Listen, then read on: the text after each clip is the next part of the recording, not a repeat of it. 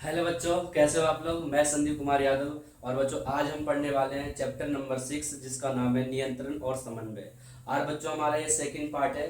First part हमने पढ़ लिया था बच्चों। फर्स्ट पार्ट में हमने पढ़ा था नियंत्रण क्या होता है, समन्वय क्या होता है और किस तरीके से नियंत्रण होता है। उसके बाद बच्चों हमने ज्ञानेंद्रिय के बारे में पढ़ा था, प्रतिवर्ती क्रिया के बारे में पढ़ा था और प्रतिवर्ती चाप के बारे में पढ़ा था। उसके बाद बच्चों हमने उसमें पढ़ा था ऐच्छिक और अनैच्छिक क्रिया, किस तरीके से ऐच्छिक क्रिया और अनैच्छिक क्रिया जो पेपर में पूछा जाता है, ये सारे बच्चों हमने पढ़ लिया। और आज जो हम पढ़ने वाले हैं पार्ट सेकंड। और बच्चों, इसमें सबसे ज्यादा इंपॉर्टेंट क्वेश्चन है जिसका नाम है मानव मस्तिष्क। ठीक है।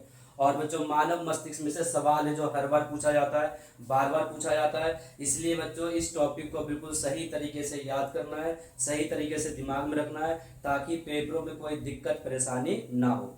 तो बच्चों, आज का जो हमारा टॉपिक है जिसका नाम है मानव मस्तिष्क। बच्चों, मानव मस्तिष्क जो है सबसे जटिल अंग है हमारे शरीर का, क्योंकि मस्तिष्क के द्वारा ही हम जितने भी कार्य करते हैं वो सब मस्तिष्क के द्वारा ही किया जाता है। अगर बच्चों मस्तिष्क नहीं होता तो हम जानवर से भी बदतर होते हैं।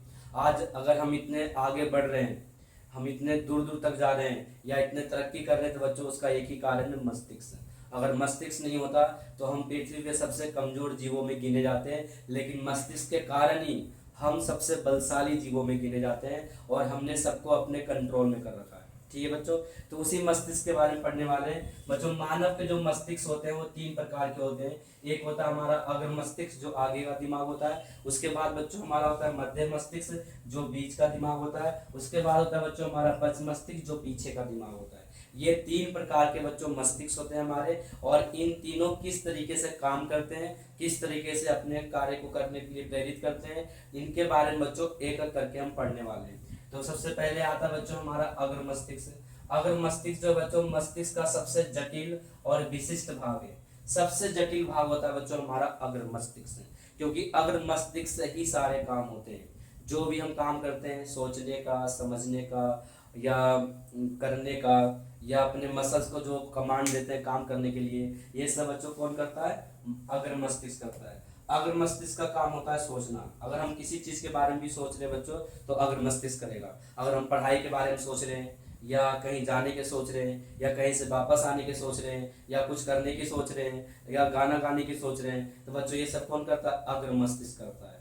उसके बाद बच्चों अग्र मस्तिष्क को मेमोरी कार्ड भी कहा जाता है, क्योंकि जो भी हम याद करते हैं वो अग्र मस्तिष्क में जाकर इकट्ठा हो जाता है, और जब हमें जरूरत पड़ती है तो अग्र मस्तिष्क से जो उसको हमें याद दिलाता है। जैसे मान लिया बच्चों हमने कोई टॉपिक याद किया, और टॉपिक याद करने के बाद हम पेपर में एग्जाम मतलब पेपर देने गए, तो वहाँ पे बच्चों क्वेश्चन जिस हिसाब से क्वेश्चन पेपर आता है उसी हिसाब से हमारा अग्र मस्तिष्क हमें आंसर बताता है कि ये करो, ये करो, ऐसा करो, वैसा करो। ठीक है। ये बच्चों कौन बताता है, अग्र मस्तिष्क बताता है। अगर अग्र मस्तिष्क सही तरीके से काम नहीं करेगा तो बच्चों हम कोई भी काम है जो प्रॉपर ढंग से नहीं कर पाएंगे, ना तो कोई काम सही से सीख पाएंगे। इसीलिए बच्चों अपने अग्र मस्तिष्क को सही सलामत रखना है, ताकि काम करने में, सोचने में, समझने में कोई दिक्कत परेशानी ना हो। तो बच्चों ये था हमारा अग्र मस्तिष्क, जो क्या करता है बच्चों, कार्य करने के लिए प्रेरित करता है, सोचने के लिए प्रेरित करता है, और इसे बच्चों मेमोरी कार्ड कहा जाता है, क्योंकि यहाँ पे सूचनाओं को इकट्ठा किया जाता है।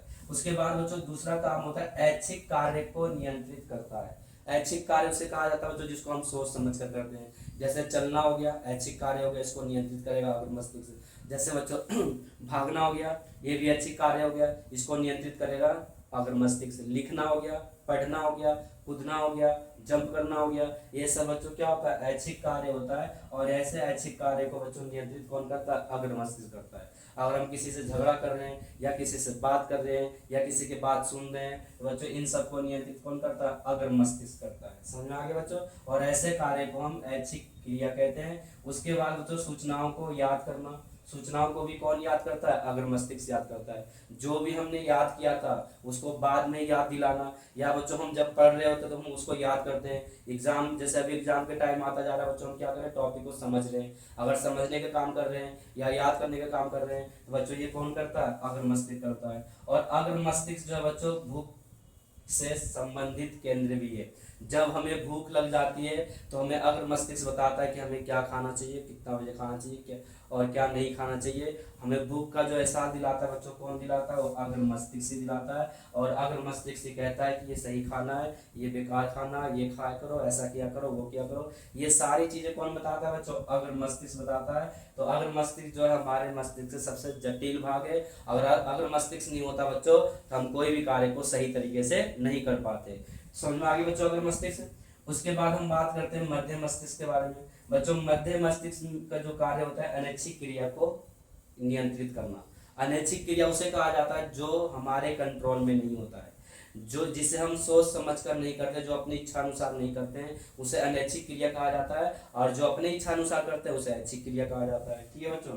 और इसका देखो काम क्या होता है बच्चों? पुतली के आकार में परिवर्तन। हमारे पुतली के आकार में जो परिवर्तन आता है बच्चों, जब हम लाइट में रहते हैं तो पुतली का आकार छोटी हो जाती है, क्योंकि हम लाइट ज़्यादा होता है हमारे आंखों में, जितना लाइट जाना चाहिए उसके हिसाब से आकार छोटी हो जाती है। जब हम कम लाइट में आते हैं तो पुतली का आकार बड़ी हो जाती है। तो पुतली का आकार बड़ी होना, छोटी होना, इसके साइज को नियंत्रित कौन करता है? मध्य मस्तिष्क करता है। उसके बाद बच्चों सिर हो गया, गर्दन हो गया, इसका आदि का प्रतिक्रिया करना, सिर को इस तरीके से घुमाना। ठीक है, जैसे मान लिया आगे से कोई मारा तो अपने आप को ऐसे बचाना, इस तरीके से बचाना। ठीक है, इस तरीके से बचाना, सिर घुमाना, इधर करना उधर करना बच्चों, ये सब नियंत्रित कौन करता है? ये मध्य मस्तिष्क करता है। समझ आ गया बच्चों।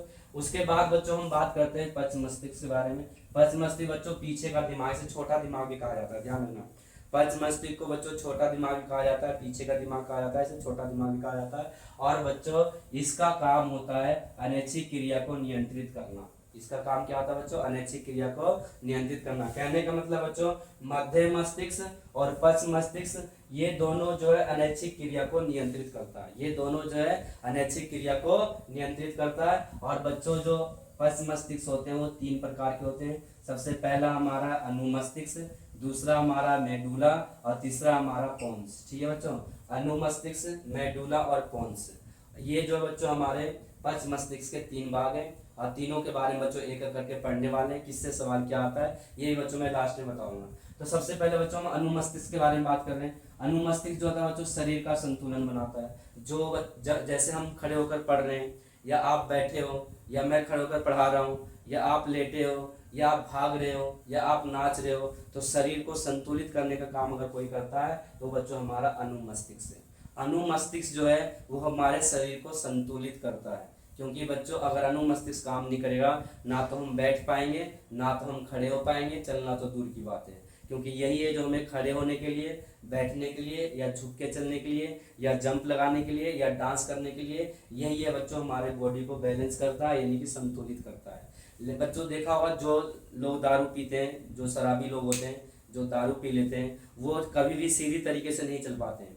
क्योंकि बच्चों ज़्यादा दारू पीने से क्या होता है, हमारा जो अनुमस्तिष्क होता है वो काम करना बंद कर देता है। जब वो काम करना बंद कर देता है तो शरीर का संतुलन बिगड़ जाता है। वो कभी इधर चलते हैं, कभी इधर चलते हैं, वो सही तरीके से नहीं चल पाते हैं। क्योंकि बच्चों एल्कोहल के सेवन करने से जो अनुमस्तिष्क होता है वो काम करना बंद कर देता है। अगर ज़्यादा पी लेते तो बिल्कुल ही काम करना बंद कर देता है। अगर थोड़े बहुत पीते हैं लोग, उनका धीरे धीरे काम करता है, वो थोड़े होश में रहते हैं। लेकिन जो ज़्यादा पी लेते हैं उनका जो अनुमस्तिष्क बिल्कुल भी काम नहीं करता है। तो बच्चों ये क्या करता है, शरीर को संतुलित बनाता है, शरीर को संतुलन में रखता है, ताकि इंसान सही से चल सके, सही से बैठ सके और सही से घूम सके। ठीक है बच्चों। उसके बाद आता है बच्चों मेडुला। मेडुला क्या करता है बच्चों? मेडुला जो है अनैच्छिक कार्य जैसे बीपी हो गया, उल्टी आना, ये बच्चों कौन कंट्रोल करता है? मेडुला करता है। पेपर में पूछेगा बीपी कंट्रोल कौन करता है तो क्या बताना बच्चों? मेडुला करता है। बीपी कंट्रोल कौन करता है बच्चों? मेडुला करता है। उल्टी आना, हिचकी आना, ये सब कंट्रोल कौन करता है बच्चों? मेडुला करता है। और पोन्स जो होता है बच्चों ये क्या करता है? सांस लेना, सांस लेने को नियंत्रित करता है। जो पोन्स होता है वो क्या करता है बच्चों? जो हम श्वसन करते हैं, जो रेस्पिरेशन करते हैं, उसको नियंत्रित करने का काम करता है। उसका नाम क्या है बच्चों? समझ में आ गया।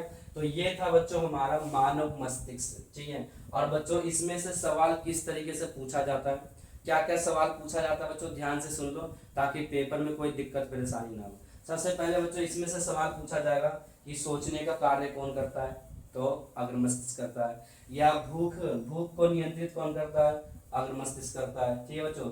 सूचनाओं को याद कौन करता है? अग्र मस्तिष्क करता है। बच्चों मेमोरी कार्ड किसे कहा जाता है? अग्र मस्तिष्क को कहा जाता है। तो बच्चों सही तरीके से याद करना है, क्योंकि बीच में से कोई सा भी सवाल पूछ लेगा, इसमें से प्रॉपर ही नहीं पूछेगा अग्र मस्तिष्क कार्य बताओ, बीच में से पॉइंट बनाकर पूछेगा, एमसीक्यू में पूछेगा, इसलिए बच्चों ध्यान से सुनते जाना है। या मध्य मस्तिष्क में पूछेगा बच्चों, मध्य मस्तिष्क में ये पूछ लेगा पुतली के आकार को परिवर्तित कौन करता है, पुतली के आकार में परिवर्तन कौन करता है, तो बच्चों क्या बताना है, मध्य मस्तिष्क करता है। सिर और गर्दन के प्रतिक्रिया में सहायता कौन करता है, तो मध्य मस्तिष्क करता है। और बच्चों इसमें से पूछ लेगा कि बच्चों श्वसन में सहायता कौन करता है, कौन कंट्रोल करता है इसको, तो पोन्स बता देना है। और शरीर को संतुलित कौन करता है, तो बच्चों अनुमस्तिष्क करता है। समझ में आ गया बच्चों। तो ये था बच्चों हमारा मानव मस्तिष्क, ठीक है, और जिसमें से बच्चों सवाल 100% आता है और हर बार पूछा जाता है, इसलिए बच्चों इस टॉपिक को बिल्कुल सही तरीके से याद कर लेना है, ठीक है। उसके बाद बच्चों हम बात करते हैं अनुवर्तन के बारे में, ठीक है। सबसे पहले ये भी बच्चों पेपर में आता है, ध्यान रखना,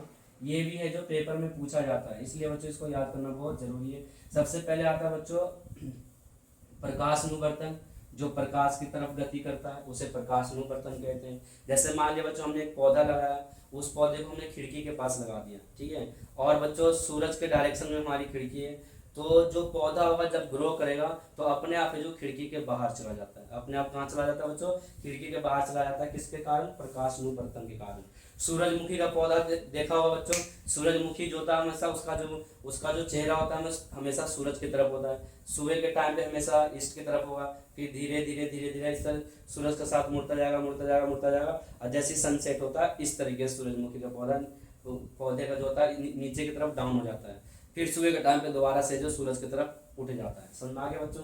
तो सूरजमुखी का जो पौधा होता है वो हमेशा सूरज के तरफ ही रहता है, किसके कारण, प्रकाश अनुवर्तन के कारण होता है। उसके बाद बच्चों गुरुत्वानुवर्तन होता है, जो पृथ्वी की तरफ या पृथ्वी से दूर गति करता है उसे गुरुत्वानुवर्तन कहते हैं। जैसे बच्चों जड़ हो गया, रूट जो होगा हमेशा जमीन के अंदर जाएगा, ये किसके कारण ऐसा होता है बच्चों, गुरुत्वानुवर्तन के कारण ऐसा होता है। उसके बाद रसायन अनुवर्तन आता है, जो रसायन की तरफ या उससे दूर की तरफ गति करता है उसे रसायन अनुवर्तन कहते हैं। उसके बाद बच्चों जलानुवर्तन आता है, जो जल की तरफ गति करता है उसे जलानुवर्तन कहते हैं। बस इतना याद करना, जो कहेगा उसकी तरफ गति करेगा। प्रकाश अनुवर्तन है तो प्रकाश की तरफ गति करेगा, गुरुत्वानुवर्तन है तो पृथ्वी की तरफ गति करेगा, रसायन अनुवर्तन है तो रसायन की तरफ गति करेगा, और जलानुवर्तन है तो पानी की तरफ है जो गति करेगा। समझ में आ गया बच्चों। तो ये था बच्चों हमारा आज का टॉपिक।